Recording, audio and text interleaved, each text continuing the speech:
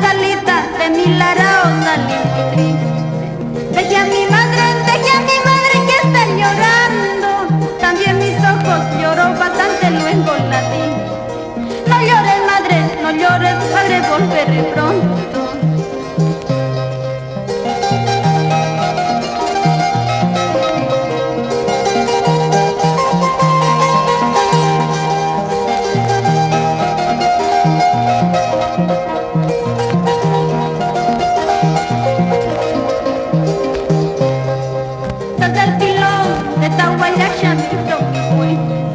Para decirle adiós Larao querido, si Dios permite volveré pronto ver mi terruño, mi yunta larra, mi cucha pampa y mi Larao.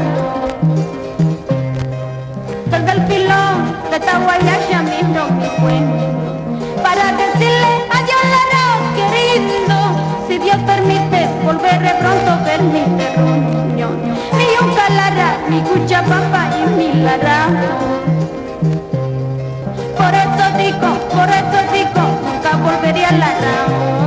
Aquel recuerdo, aquel pasado que a mí me está matando.